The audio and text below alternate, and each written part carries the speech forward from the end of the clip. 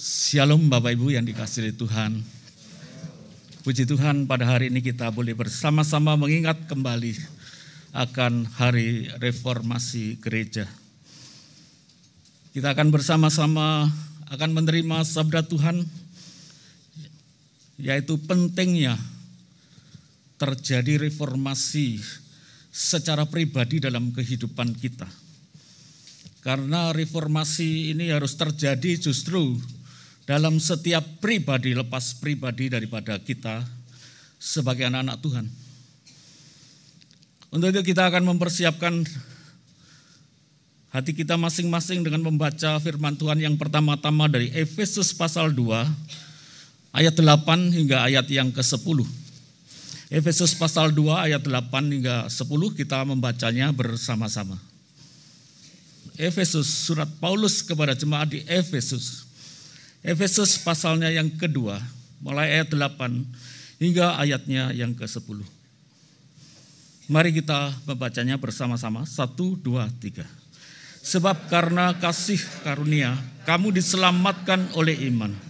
Itu bukan hasil usahamu, tetapi pemberian Allah. Itu bukan hasil pekerjaanmu. Jangan ada orang yang memegahkan diri. Karena kita ini buatan Allah, diciptakan dalam Kristus Yesus untuk melakukan pekerjaan baik yang dipersiapkan Allah sebelumnya, yang mau supaya kita hidup di dalamnya. Amin. Bagian yang kedua kita membaca dalam Roma pasal 1 ayat 16 sampai 17. Inilah ayat favorit yang telah menyadarkan tokoh reformator kita itu Martin Luther.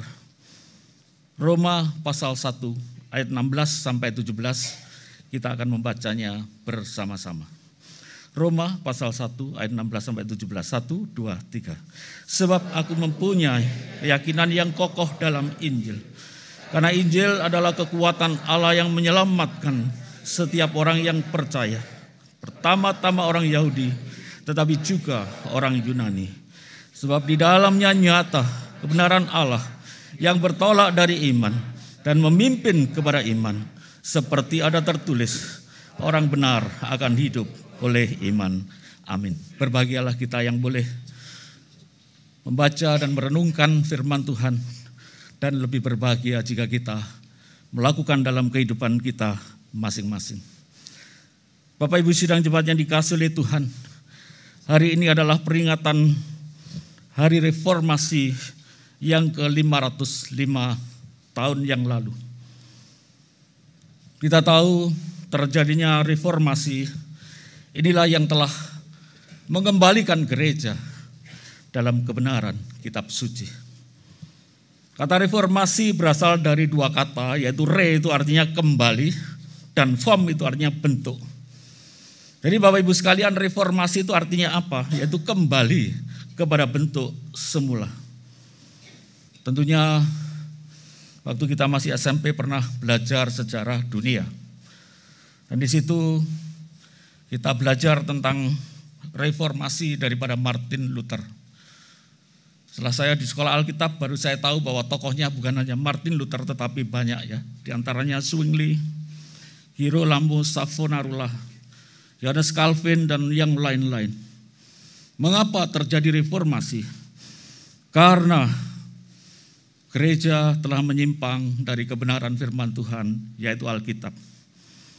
Ketika gereja berada di tengah-tengah penganiayaan kekaisaran Romawi, yaitu baik zaman rasul-rasul maupun bapak-bapak gereja, maka saat itu kita melihat bagaimana iman daripada orang Kristen itu sangat-sangat kuat. Mereka sungguh-sungguh percaya dan mengandalkan Tuhan.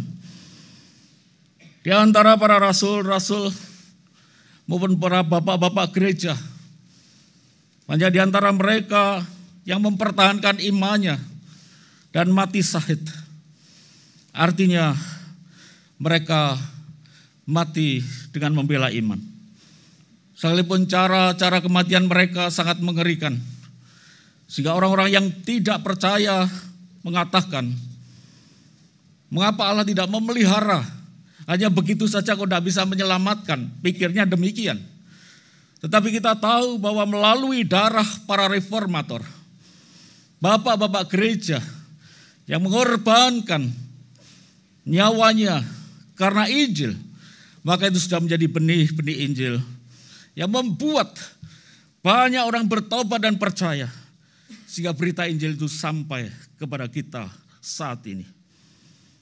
Tetapi sayangnya ketika suatu saat salah seorang kaisar yaitu Konstantinus menerima kekristenan sebagai agama negara, maka pada saat itu terjadi dari kalangan pemimpin-pemimpin keagamaan, yaitu hidup pola-pola ya.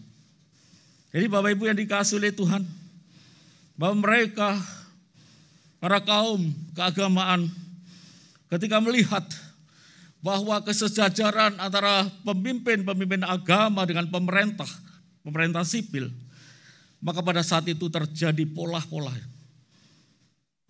Mulai terjadi penyimpangan, mulai terjadi suap menyuap untuk orang mendapatkan jabatan-jabatan gerejawi yang nanti itu kedudukannya sama hormatnya dengan jabatan dalam pemerintahan. Maka berlomba-lomba orang, berbondong-bondong ingin menjadi pemimpin gereja. Kalau kita memilih majelis saja belum tentu mudah ya. Sangat sukar dan orang kebanyakan juga tidak bersedia. Tapi waktu itu berlomba-lomba Bapak Ibu sekalian. Selanjutnya terjadinya penyimpangan dari ajaran Alkitab yang berdampak dalam kehidupan yang amoralitas, khususnya di kalangan pemimpin agama pada waktu itu. Maka Bapak Ibu yang dikasihi oleh Tuhan, ketika manusia itu akan melepaskan diri dari kekuasaan Allah dan kebenaran firman-Nya, maka ada kuasa lain yang siap menerkam, mencapek-capek dan menghancurkan mereka. Itulah kuasa iblis bagaikan singa yang mengaum-ngaum dan mencari orang yang bisa ditelannya. 1 Petrus 5 ayat 8. Maka kita melihat kejadian-kejadian yang seperti ini juga telah terjadi dalam perjanjian lama, yaitu bait Allah pada saat itu dipimpin oleh Imam Eli. Ketika anak-anak Imam Eli itu telah menyimpang dari kebenaran firman Tuhan, maka yang terjadi adalah kehidupan yang amoralitas, korupsi, daging-daging persembahan. Ini daging yang mestinya itu dipersembahkan kepada Tuhan, mau dibuat sate gulai, saudara-saudara. Itulah kondisi ketika manusia mau melepaskan diri dari kebenaran firman Tuhan. Maka itu juga yang terjadi di abad 16. Pada saat itu gereja sedang dikuasai di bawah Roma Katolik. Maka terjadilah ketika manusia itu ingin melepaskan diri dari kuasa Allah, maka iblis akan siap menerkamnya. Terjadinya kehidupan yang amoralitas, di mana Paus berselingkuh dengan Alexander Jut 6. Wanita ini memiliki akhirnya 8 anak haram dari Paus. Kemudian dilanjutkan dengan penjualan surat indulgensia, yaitu pengampunan dosa untuk membayar atau untuk membangun katedral Byzantium. Jadi Bapak Ibu sekalian, untuk membangun katedral dijual surat pengampunan dosa. Sama sekali bertentangan, berlawanan dengan kitab suci. Ketika pembangunan itu sudah mulai berjalan dan ketika digali, di bawahnya banyak tulang-tulang bayi. Dari mana itu berasal? Bapak Ibu yang dikasihi oleh Tuhan, DKT Kanaan digali makin dalam, tidak ada harta karunnya, mungkin tulang-tulang kodok banyak. Namun saudara-saudara sekalian, kita tahu pada saat itu terjadinya kehidupan yang amoralitas karena menyimpang dari kebenaran firman Tuhan. Tidak usah jauh-jauh, di Surabaya saja ada hamba Tuhan yang dipenjarakan karena perbuatan amoralitas terhadap jemaatnya, yaitu jemaat pemudinya. Jika tidak, gereja akan menjadi gereja yang membentuk dinasti, maka keluarganya itu akan menjadi hamba Tuhan semuanya. Dan nanti akhirnya akan bertengkar, berebut aset gereja. Bapak Ibu yang dikasihi oleh Tuhan, inilah kondisi-kondisi yang kita perhatikan di sekitar kita. Namun kita bersyukur bahwa Allah berkarya. Allah memelihara umatnya, gerejanya. Di tengah-tengah sejarah manusia yang begitu kelam dan suram, Allah tetap bekerja untuk membela, memelihara gerejanya. Kita melihat pada zaman Israel, ketika Raja Ahab yang kita telah pelajari dari doanya itu, di mana Raja Ahab berhasil mendatangkan api dari langit, tapi kemudian dia lari karena Isabel. Dan saat itu Nabi Elia berkata, Tuhan ambillah nyawaku. Aku tidak lebih baik daripada nenek moyangku dalam kondisi yang depresi. Demikian Nabi Elia, tetapi Tuhan berkata dan menghiburkan hambanya ini dengan berkata bahwa aku masih mensisakan 7.000 orang Israel yang tetap setia dan tidak menyembah kepada Baal dan Asyera. 1 Raja-Raja pasal 19 ayat 18. Jadi Bapak Ibu sekalian, pemeliharaan Allah terhadap umatnya, di mana Allah tetap memelihara walaupun mayoritas Israel waktu itu tidak setia kepada Tuhan dan menyembah Baal dan Asyera. Tapi Tuhan masih mensisakan 7.000 orang yang tetap setia kepada Tuhan. Demikian juga dalam perjanjian lama terjadi reformasi Raja Hizkia, yaitu Raja Yehuda, untuk mengembalikan bangsa Yehuda kepada penyembahan Allah yang benar dan kembali kepada Taurat Tuhan. 2 Raja-Raja 18 ayat 3 dan 4. Jadi Bapak Ibu sekalian, sampai pada zaman gereja abad 16, ketika terjadi penyimpangan yang besar di antara kaum keagamaan yang mungkin akan diikuti oleh umatnya, masa-masa kegelapan, kehidupan yang amoralitas secara luas, tetapi kita tahu bahwa Tuhan tetap memelihara gerejanya melalui kaum minoritas, tokoh-tokoh reformator yang tetap setia kepada Tuhan dan setia kepada firman-Nya. Maka ketika terjadi penyimpangan secara massal, kita melihat bahwa Allah memelihara dan tetap mensisakan umat Allah yang setia. Inilah yang dalam ajaran teologi dikatakan titik-titik Injil. Benang merah yang menghubungkan antara Allah dan umatnya yang tetap setia kepadanya. Itulah sebabnya terjadi reformasi pada tahun 1517. Martin Luther menempelkan 95 dalil, yaitu ajaran-ajaran reformasi di gereja Wittenberg, Jerman, untuk mengembalikan gereja ini kepada ajaran Alkitab yang benar. Maka Bapak Ibu yang dikasihi oleh Tuhan, ajaran-ajaran yang sangat terkenal daripada reformasi yaitu 3 sola. Sola scriptura, artinya hanya Alkitab adalah firman Allah.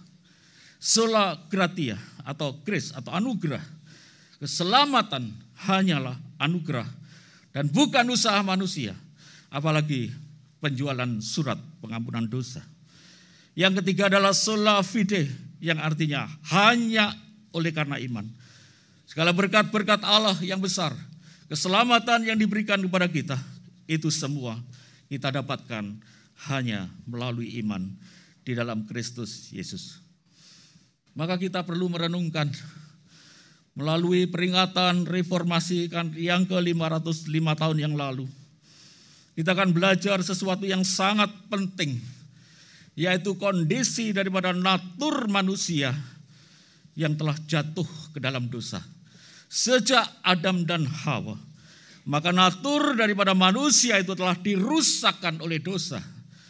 Ini yang namanya rusak total. Itulah yang menjadi realitas dalam kehidupan manusia akibat daripada dosa.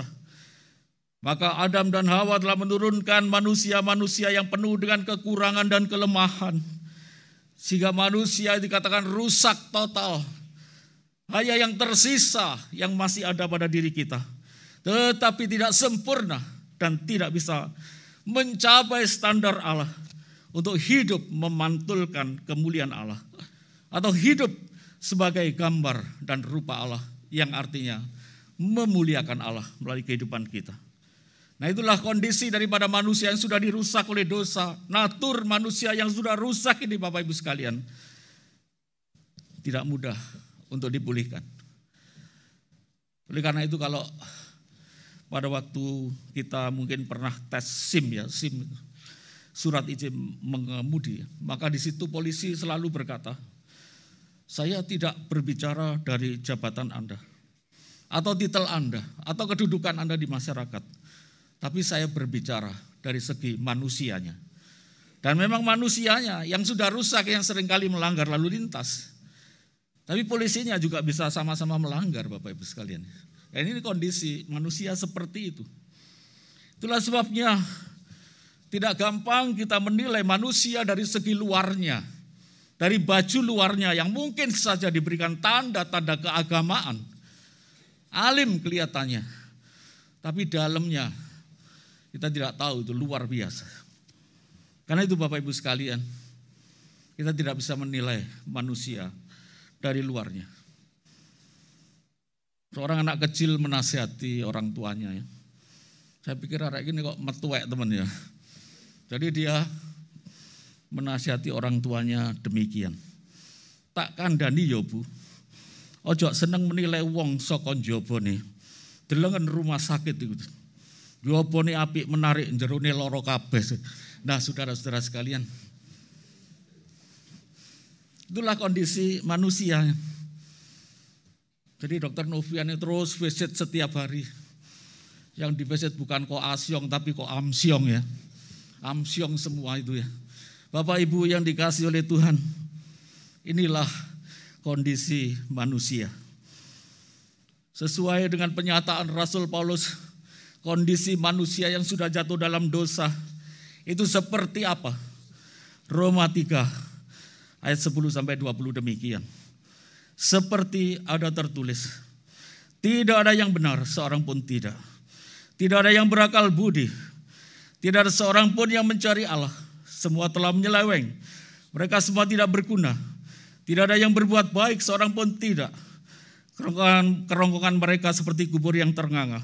Lidah mereka merayu-rayu, bibir mereka mengandung bisa, mulut mereka penuh dengan sumpah serapah. Kaki mereka cepat untuk menumpahkan darah. Keruntuhan dan kebinasaan mereka tinggalkan di jalan mereka, dan jalan damai tidak mereka kenal. Rasa takut kepada Allah tidak ada pada orang itu. Maka ini jika diteliti dengan hukum Taurat, yang merupakan standar kesucian Allah, maka semua manusia akan jatuh ke bawah hukuman Allah, yaitu kebinasaan. Karena tidak seorang pun yang bisa memenuhi standar Allah, yaitu hidup taat kepada Allah.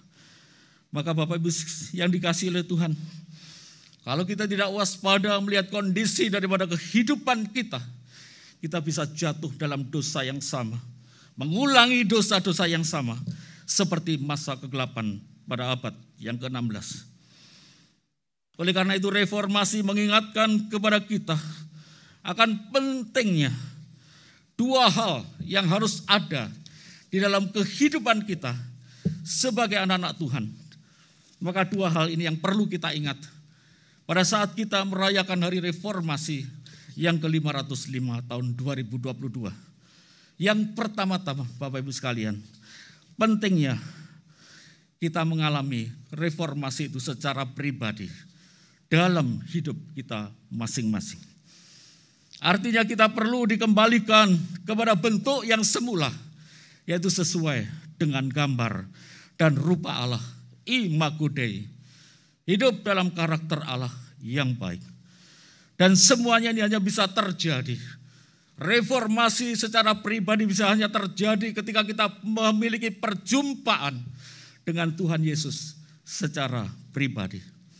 Karena itu Bapak Ibu yang dikasihi oleh Tuhan, perlu adanya reformasi pribadi. Ketika kita berjumpa dengan Kristus secara pribadi. Ketika kita menyadari diri kita sebagai barang yang rusak, kita datang kepada Tuhan, membuka hati, menyampaikan setiap dosa-dosa kita di hadapan Tuhan. Kemudian kita meminta darah Tuhan Yesus itu menyucikan kita. Setelah itu kita menyambut akan Tuhan Yesus sebagai Tuhan yang akan menjadi penguasa dalam hidup kita. Kurios berarti Tuhan sang penguasa, sang pemilik hidup kita. Dan satu-satunya juru selamat kita. Itulah yang pertama-tama harus kita lakukan sehingga terjadi reformasi secara pribadi. Sebab jika tidak, bukan Kristus yang bertakhta dalam hati kita, tetapi hanyalah ego, yaitu kepentingan diri kita sendiri, yang seringkali bisa membuat badai di sekitar kita.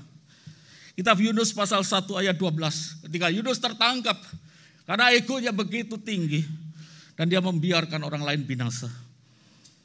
Terjadinya badai yang besar, lalu dia berkata, angkatlah aku, campakkan aku ke dalam laut, karena akulah badai besar ini menyerang kamu. Aku atau ego Nabi Yunus telah menyebabkan badai di sekitarnya. Sinilah Bapak Ibu sekalian, ketika manusia itu berpusat pada kepentingan dirinya sendiri, maka segala sesuatu urusannya ditujukan pada diri sendiri. Tidak memikirkan orang lain, apalagi kepentingan gereja. Oh gereja, jangan ganggu-ganggu aku. Maka orang seperti ini kalau menyanyi, "Ku mau cinta Yesus selamanya," nonsen itu ya. Jadi Bapak Ibu sekalian, orang yang seperti ini yang dikuasai ego yang sangat tinggi, masih jauh dari keselamatan. Oleh karena itu harus bertobat. Bapak Ibu yang dikasihi oleh Tuhan, sesungguhnya setiap manusia diciptakan oleh Tuhan sebagai magnum opusnya Allah. Artinya karya agungnya Allah. Kita diciptakan sesuai dengan gambar Allah, yaitu karakter Allah. Diciptakan dengan sangat baik. Kejadian 1 ayat 31. Itulah sebabnya ayat yang kita baca melalui Efesus 2 ayat 10 tadi. Dikatakan oleh Rasul Paulus bahwa kita ini buatan Allah. Magnum opusnya Allah. Karya agungnya Allah. Kata buatan ini dalam bahasa Yunani poemia. Atau dalam bahasa Inggris poem itu artinya adalah puisi. Jadi kita itu seperti puisi yang begitu indah.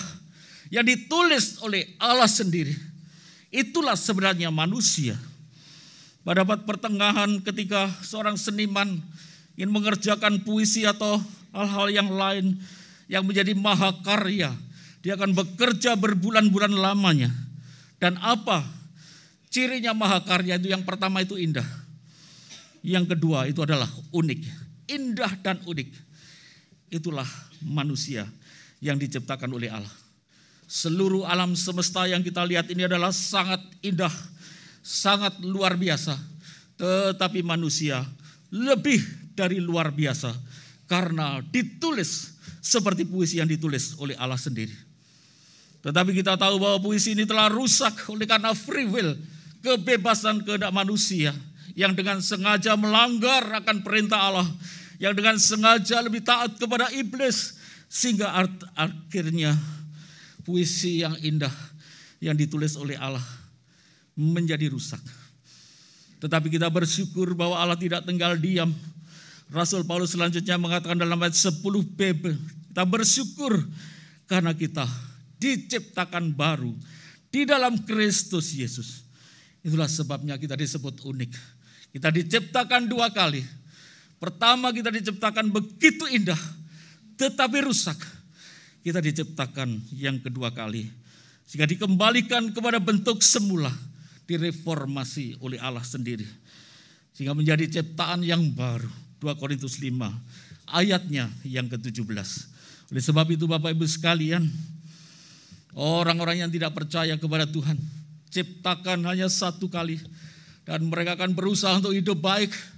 Tetapi dalam kehidupan baik tidak akan pernah mencapai standar. Hidup mereka akan binasa. Tetapi kita bersyukur, kita diciptakan di dalam Kristus Yesus. Diperbaharui di dalam Kristus. Diciptakan ulang oleh karena Kristus. Maka setelah kita direformasi sendiri oleh Allah, diperbaharui sendiri oleh Allah, di dalam Kristus Yesus, apa yang diharapkan daripada kita Bapak Ibu sekalian? Ayat 10, supaya kita melakukan pekerjaan yang baik, yang dipersiapkan Allah sebelumnya. Yaitu satu tindakan-tindakan yang kreatif dan positif. Maka jika dahulu hidup kita hanya tertuju pada diri kita sendiri, dengan ego yang begitu besar, begitu tinggi, maka sekarang hidup kita harus tertuju kepada orang lain, kepentingan orang lain, dan terutama kepentingan pekerjaan Tuhan. Agar melalui kehidupan kita, nama Tuhan dipermuliakan. Agar banyak orang mengenal Kristus melalui kehidupan kita, melalui perbuatan-perbuatan baik kita.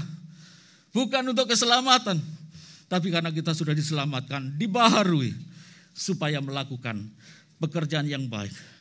Yaitu memikirkan kepentingan orang lain, bukan hanya kepentingan diri kita sendiri. Karena itu Bapak Ibu yang dikasihi oleh Tuhan, jangan lagi hidup kita dicederai oleh karena perbuatan-perbuatan dosa yang membuat Allah itu akhirnya kecewa.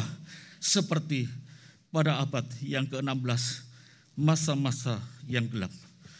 Bapak Ibu sekalian, saya akan menceritakan kisah nyata dari seorang yang bernama Teddy Hung. Dia adalah mantan pemimpin geng Triad, yaitu pemimpin bisnis prostitusi yang begitu besar, yang memiliki 200 kasino, memiliki 4 istri, dan belasan pacar. Hidupnya sungguh-sungguh rusak di dalam dosa, dan egonya sangat tinggi, mencari keuntungan untuk dirinya sendiri. Pada saat dia ditangkap polisi dan dipenjarakan, maka penjaranya diubah karena uangnya banyak menjadi kamar hotel bintang 5.